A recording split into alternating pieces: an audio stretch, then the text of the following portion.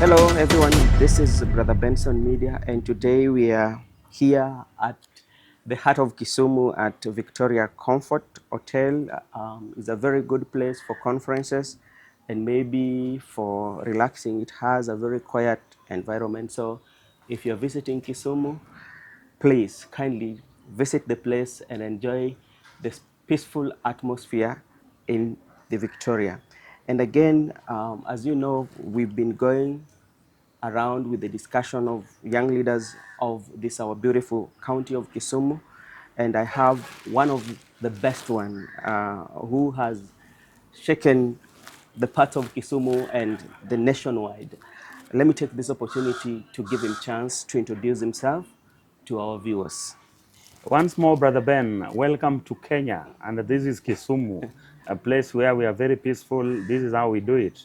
We welcome you here, feel most comfortable. This is your home. Okay, my name is Obungu Sospito Wich, the national chair for the Kenya Bunge Wanainchi Caucus, a politician, a progressive young politician here in Kisumu, most probably Kondele Ward.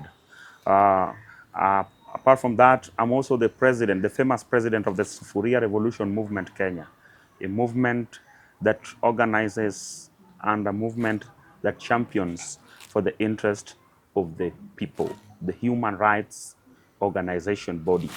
Thank you so much. And before we go into the main discussion about the Bunge, the national Bunge chair as the leader of the national Bunge caucus right now, Yes. you've spoken about the Sufuria movement.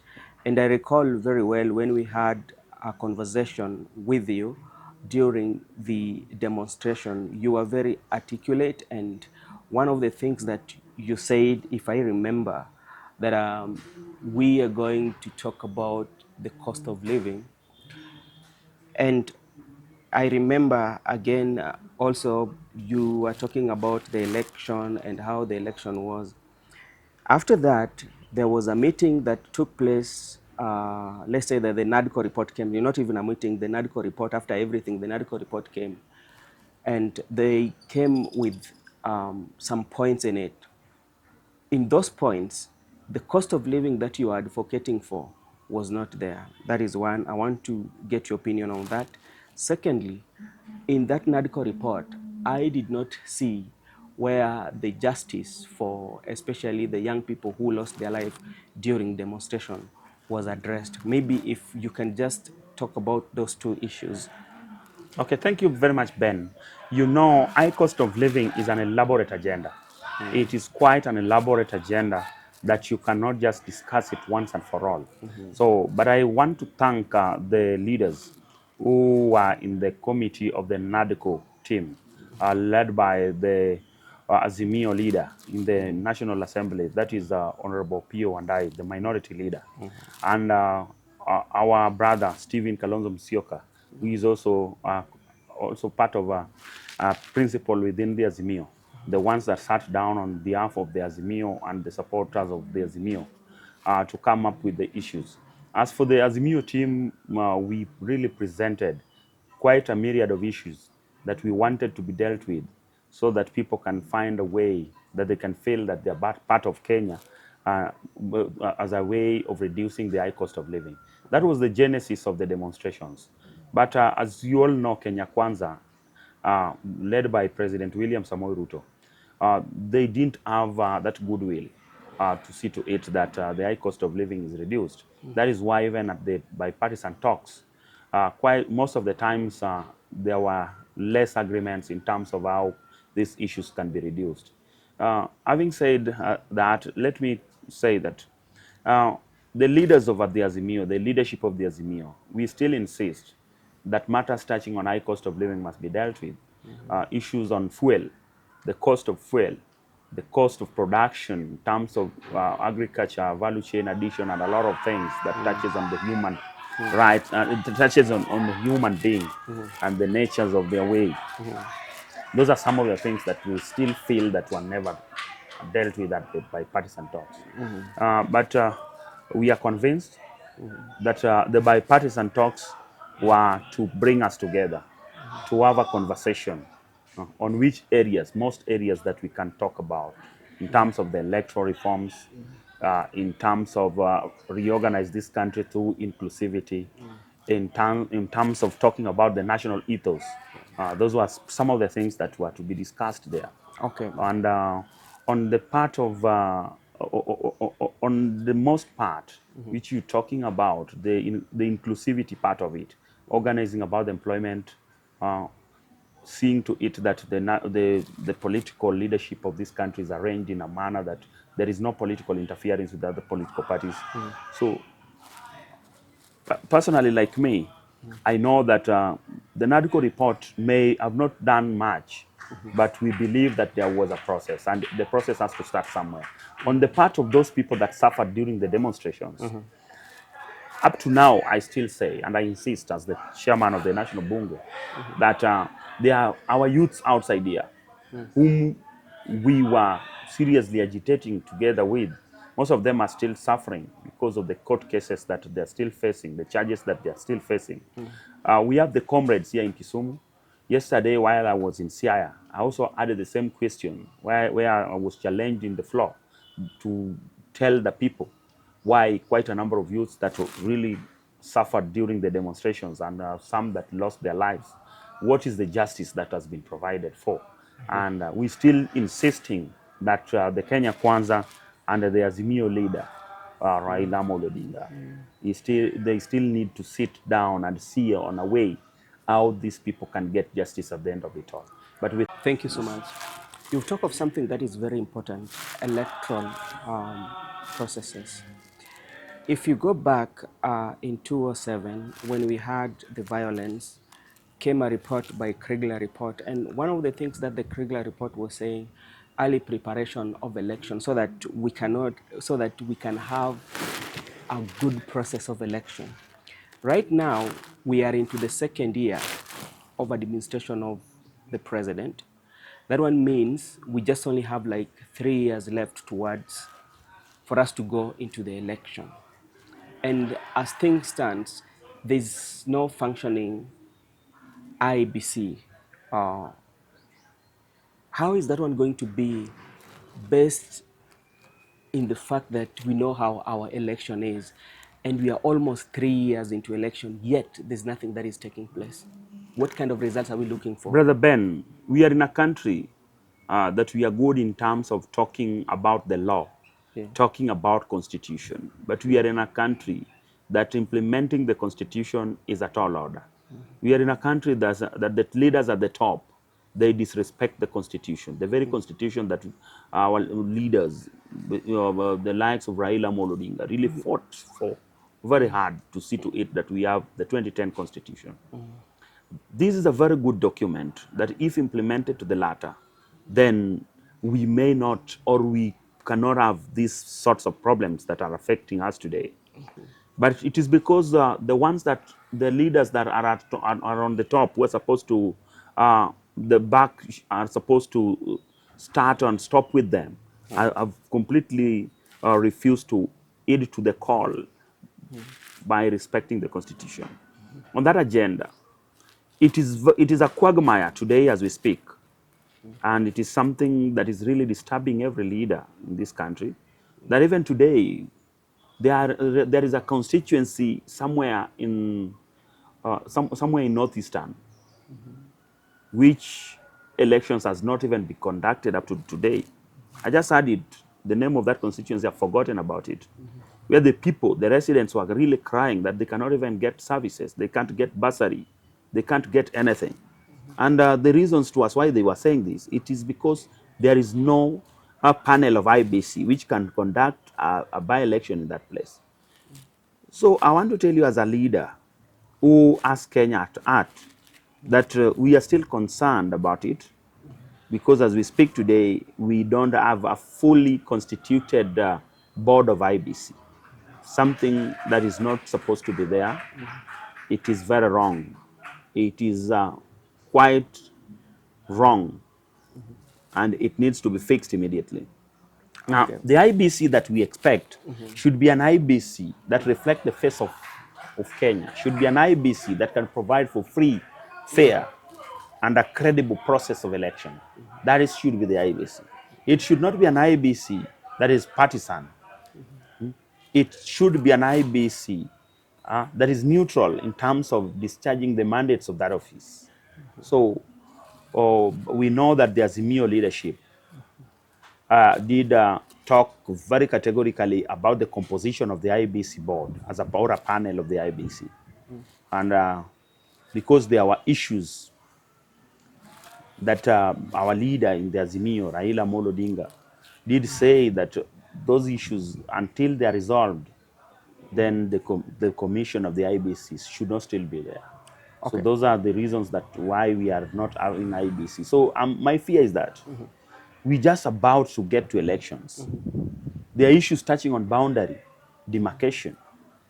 Even here Actually, in Kisumu Central, which has expired. even here in Kisumu Central, we have a population that needs to now, we need to have a population that needs to get services in terms of demarcating for various wards.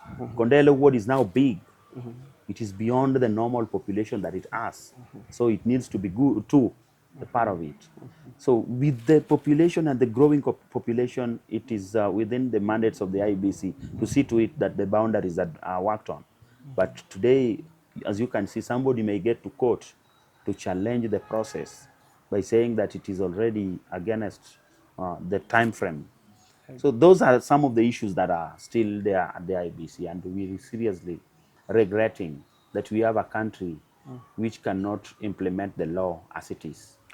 I just want to know your view or your take, especially when we come to IBC, based on what came from NADCO report, that one of the suggestions, especially concerning the IBC, it was going to expand it from 7 to 9. Yeah?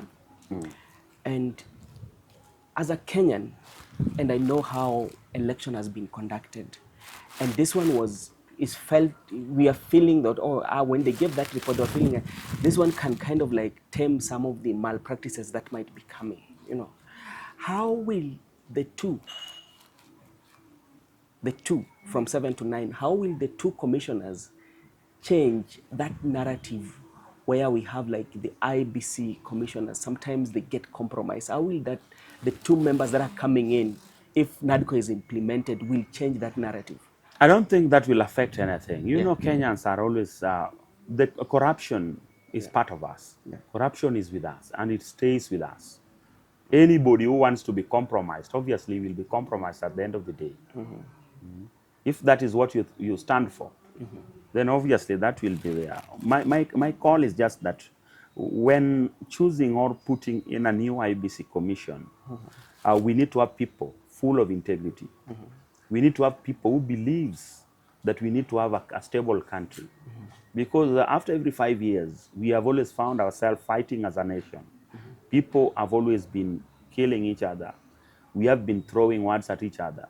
There has always been a lot of acrimony.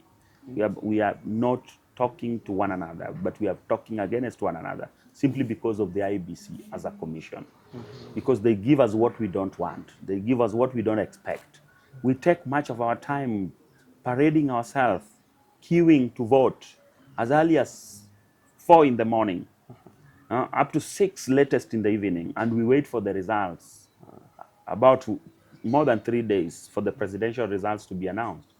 Then only to come that things are not working as per the expectations of our people. So the IBC, whether it is 14 people, whether it is 10 people, my view is that even if they add 2 so that it comes to 7, to 9, the way they're proposing it, then still that will not make any change. What must be done is that each political party, the most political party and a coalition parties in this country, or coalition parties in this country, they must be given the space to also be part of the composition of the IBC. Okay. Yes, yes. That is something that must be done fully. Okay. Must be a full representation. It should not be a one-man affair, whereby the president just decides to come up with these people and put them there. That one still will result into different things when it turns to the election period. Let's now come to the Bunge Caucus that we have, and you are in the leadership of Bunge Caucus. Maybe for those who might be getting this one for the very first time, maybe just give us an overview of the Bunge Caucus, that is one. And also we have the Bunge la Wanainchi. What is the difference between the two? Okay, the Bunges and the Bunge Caucus is one and the same. It's only that we have come up with a different structure that has always been there. Okay. Normally, we just have Bunges, and Bunges are just amorphous settings, whereby you just come, you just give your view in relation to the current affairs, then you end up leaving, and that is how it is. But the reason was why I decided to come up with a structure known as the Kenya Bunge la Wanainchi Caucus is to give it a meaning whereby we can always be having our structured engagements in terms of sensitizing the people on what we need to know. Our participation in terms of social, economic, and political welfare of our region. So that we have a proper conversation on what we expect from our leaders, how to hold our leaders accountable. We have a platform whereby we sensitize our people on some of the on what constitution is all about, so that we tell our people, we give them the copies of constitution. Out of that, we try to engage them much on why the constitution talks about the people. Okay. Because as we speak today, the constitution provides for a platform that says that we the people, the constitution recognizes the people as very important in every part of development in this region. Therefore, the bunges that are there normally does not have a structure. Today, we have the structure for the constituency, whereby we have the chairman, we have the assistant chairman, the secretary, we have the organizer, the assistant organizer, we have the speaker, we have the majority leader, the minority leader, the opposition leader, we have the sergeant at arms, we have the treasurer, whereby we are we've organized ourselves economically. We have also come up together socially, and we have the political process whereby we gather together and discuss issues that are affecting us normally and the current affairs today. If you yourself, I know you are familiar with Jivanji Gardens in Nairobi. That's where the history of Bunge la Wanainchi started. I can remember very well that when I was growing up and we would ask and get the history, that they would tell you when, especially our fathers who are working in the industrial area, they're leaving work at 4. Their first stop would be at the Bunge la Wanainchi. And when you go there, they would have all the structures we are talking about. So my question to you, when you are coming with the National Bunge Caucus, did you have a conversation with those that have been in existence and tell them, or did you say, this is what we are looking for? Now let us come together and have this structure where you have been chosen or have been elected as the national chair of the caucus, and this is what we are going to do, and you agreed. Brother Ben, before we decided to come up with the structure, Yeah. I personally, I moved to several counties and met people from those counties and discussed with them the structure of the Bunge and how I intend it to be. I visited 32 counties. Out of these 32 counties, we came up with a structure of election. That is how I got into office as the chairperson. So the chairperson for the Kenya Bunge la Wanainchi Caucus is Hon.Obungu. Then we have the vice chairman who comes from Homa Bay, Walter Opio. Then we have the speaker of the Bunge, Wangoha from Nakuru Bunge. la Wanainchi. Then we have the secretary of the Kenya Bunge la Wanainchi Caucus, who comes from Migori, the Timonomiti. We have the treasurer of the Kenya Bunge la Wanainchi Caucus, who comes from Roysambu Bunge. She's called Kaiga Waurus. Then we have organizing secretary of the Kenya Bunge la Wanainchi, who comes all the way from Bomet, who is known as Adeng. We have the minority leader from Kericho, who is known as Lawi Korir. So you remember the Bunge, the composition of the Bunge. It is about the counties. There is a total representation of the 32 counties. Okay. And if you give me much time, then I will be able to count these counties, all of them. But because time is not there, okay. so I will engage you on another stage about that. Okay. But I just want to tell you that this thing is about the people. Yes. We did a public participation whereby we sat down and agreed on issues that we want to talk about. When I visited Kericho, we talked about the composition of the bunges, and we really engaged with them on what we want to achieve. We realized that during public participation, our people are always left on this very important agenda. And that is why when I go to these places, I tell them that leadership starts from where we are at the villages. In the county, the devolution starts at the village, and it is at the village where we are as members of the bunges.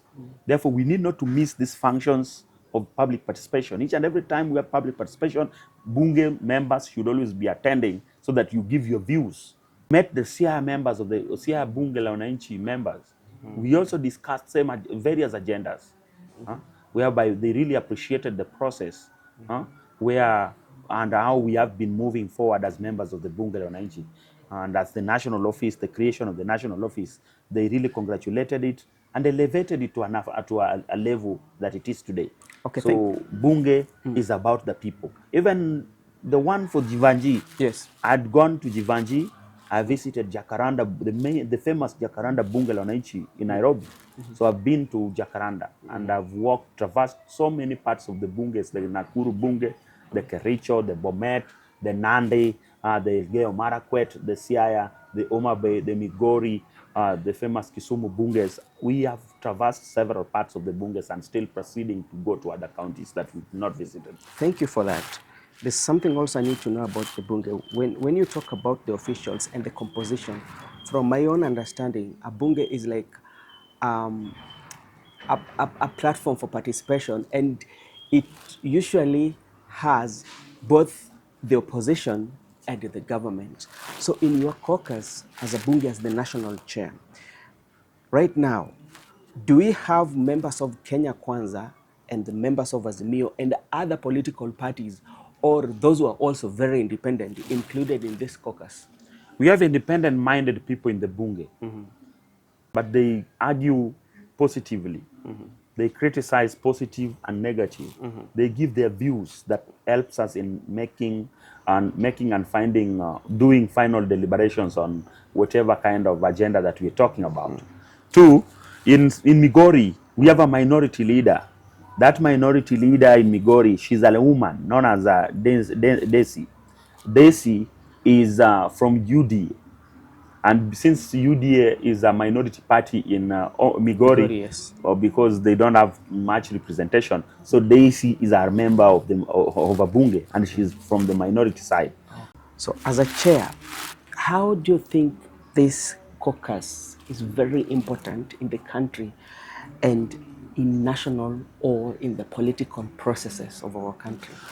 This platform is very important in that we intend to provide checks and balances from the ward, the MCA, the women rep, the MP, the senator, the governor, and most of the times we also discuss national issues, whereby we try to criticize the national government, the president, on whatever part of a policy that is introduced. What about the counties? Policies which are not adding to the people. In the county government, we do petitions. We intend to do several petitions to tell our governor, the head of the executive in the county, the CEO and the boss of the county, on some of the things that we feel that are not good, some of the policies that are anti-people. We have registered the CBOs We have also registered self-help group and women groups, whereby through CBOs, self-help group and women groups, we have started table banking.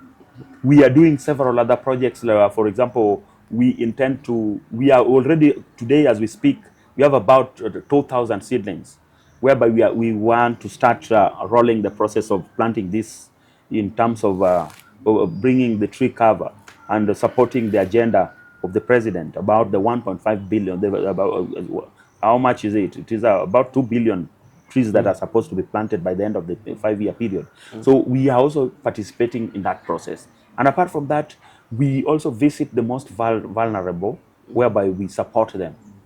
We support them socially, we support them economically, and we also encourage them that they're part of us. So Bunge is a platform whereby we discuss our issues, the moral issues, the physical, the moral and other financial support. We also provide through the platforms of the Bunge. How can we make the National Bunge Caucus better than what we have now, or what are your intention as the chair to make it better?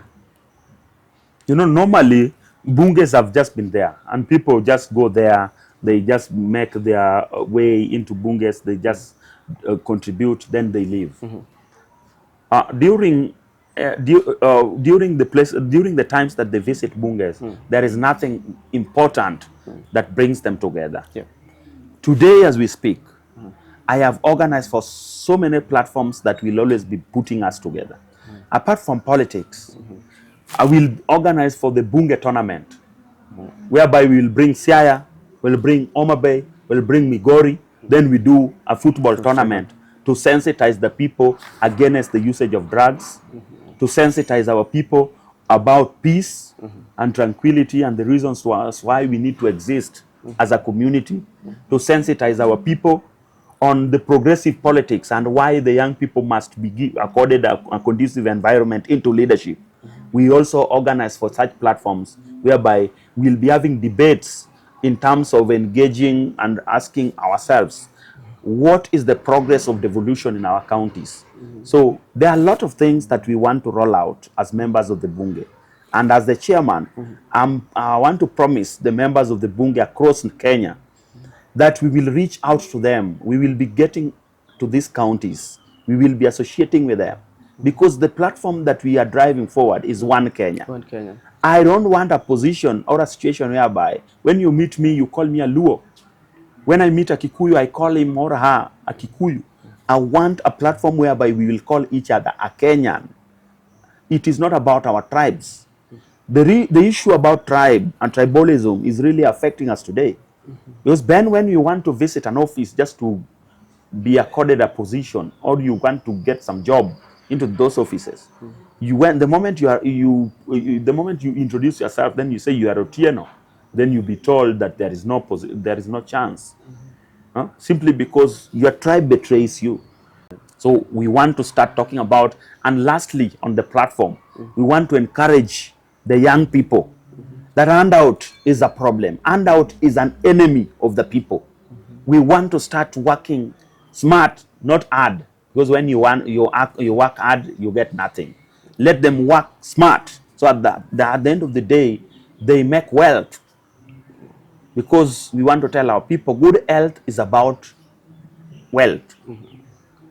So what message do you have for the population that usually have this notion that the Bunge la Wanainchi is a place whereby there is only meant for the idlers, because those perceptions are there? Those perceptions are going to be done away with the moment we start bringing up the tournaments, the moment we start coming up with the activities that are pro-development. People are really going to enjoy it. When I went to Siaya yesterday, the information I left at Siaya, I have received a lot of phone calls today. Different people are calling me and saying, that is the way to go. We want to associate ourselves with the Bunge. Just the other day when I was in Kericho, the Kisis that I found there, the Kalenjins, the Luos, the Kambas that I found there, so many of them want to associate themselves with the Bunge. Just about 1 week when I was in Migori, the Kurias in Migori, the Kisis, the Luos, the tribes that are in Migori are so much happy about the new formation of the Kenya Bunge la Wanainchi Caucus. The Bunge, as the National Bunge Caucus, how are you going to deal with this menace that we have, especially from elected political leaders, especially when it comes to, they go to churches, we go to the burials. These are like places where, especially like when we look at what has happened in the last week, especially in Migori, you're aware of it, the violence that took place in the burial where Honorable, the MP for Migori, Uriri, yeah, Uriri, yes, sorry. Mark Nyamita and His Excellency Ochila Yako, the county, the head of the county, where there was such violence and people were burying. This is a time when they were saying bye to their loved ones. As Bunge la Wanainchi Caucus, how are you going to deal with such violence, and especially those leaders who are doing that? Then allow me to start by condemning that in the strongest terms possible. And I want to tell the people of Migori that it is very much barbaric, it is uncalled for any leader to go to any funeral and open war with other leader. As Bunge Caucus, we want to encourage the young people and tell them that don't allow yourself to be used as goons to attack innocent people in funerals. Don't disturb the peace. Don't interfere with the mourners. People are in the bereaving moments. Well, you've been paid some petty cash, some peanuts, to go and kill a fellow youth. And this is my message. If at all there is any Bunge member outside there who will allow himself or herself to be used as part of the hooliganism, we want to tell you that those leaders are cheating you. Simply because they give you 1,000, you go and attack a fellow youth member or a fellow Kenyan in a funeral, you kill him or her, but after you are done with that, that leader will not come for your rescue. Lastly, as part of an encouragement message to our leaders, each leader has a role to play.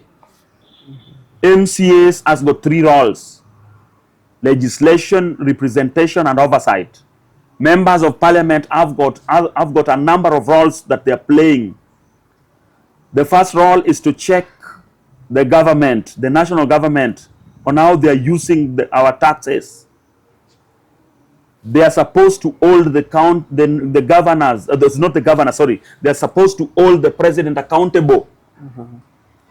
So they are not allowed to come and interfere with the governor. It is the role of the Senate or the senator to hold the governor accountable on the usage of funds, on the implementation of the projects in the counties. Therefore, it is very ironical for one Mark Nyamita to go to a funeral purporting to be doing an oversight to a governor while he's also having his office and resources within his office to do the NGCDF that is supposed to provide for services to his people. Therefore, as Bunge members, we condemn that, and we want to tell the people of Uriri that you must keep watch your leader and tell him that that is not the way to go. And probably come 2027, they must see to it that they elect another leader who can provide for what they want. Okay, I know we are almost winding up, but I just want to get your opinion concerning His Excellency Raila Baba Amolo Odinga. We know he's eyeing a bigger seat. How is this one going to affect the political space of the Onagi nation? Ben, before we get there, allow me to tell my people that as for Obungu, which my agenda for Kondechwa is still there. And we're still championing for it. And I want to tell my people that I'm going to provide for an open door policy, a leadership that is people-driven, leadership that will give them a platform for public participation, for them to give their views. I'm going to work as their servant. I will always be doing what they have sent me to do in the county assembly. We are going to make sure that we pass a lot of pieces of legislation I will make sure that I sponsor quite a number of bills or motions in the county assembly. I will do all that they want me to do. We must change the face of Kondele to Kondaichwani. On the issue of Baba, us as the people from Onagi Nation, we say that whatever Baba said is ever correct. If Baba, at times they say that when Baba tells you that your wife is pregnant, then obviously you will have to go and buy some Pampers because it is correct. Today I want to say that we support Baba in his bid to the AUC, and we're saying that Baba is somebody who has all that it takes to go there. It is not a favor that is done to him, Ben. Baba is a Pan-Africanist. Baba believes in Africa. He believes in Africa that is conducive for business.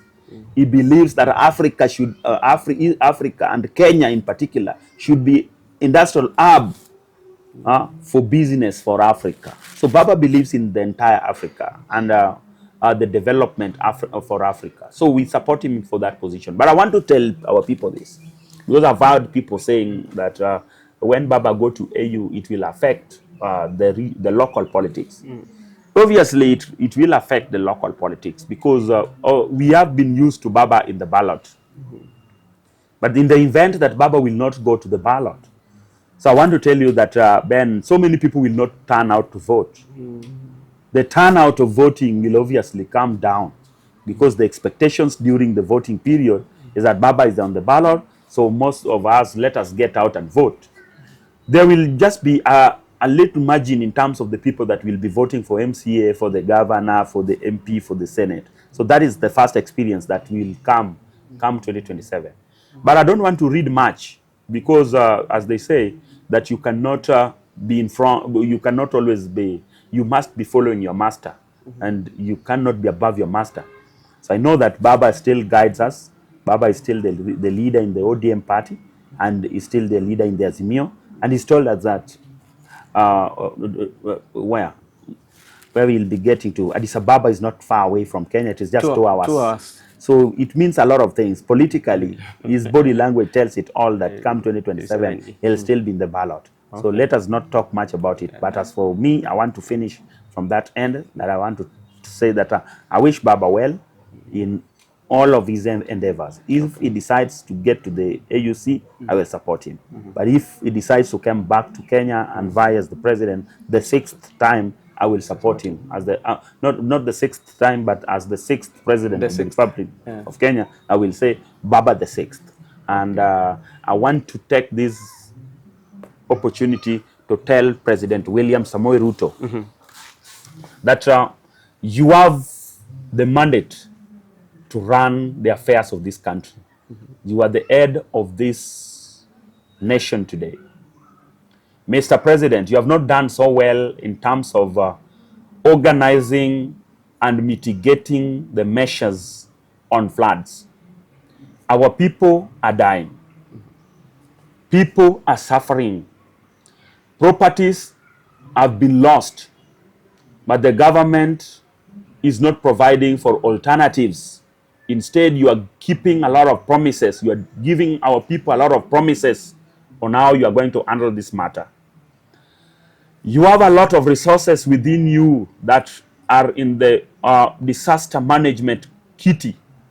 Make sure that you give those resources to the relevant people and bodies through the multi-agency task force that you must create within this period, because we demand that you call for floods as a national disaster so that your government will deal with it once and for all.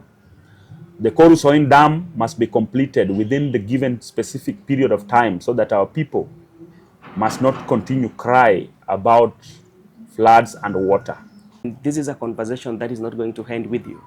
This is a conversation that will be continue having each and every day we have a chance, and we will make sure that the desire and your vision for your people and the country at large will reach to so many people, so that we can see a Kenya that we desire and a Kondele that you desire.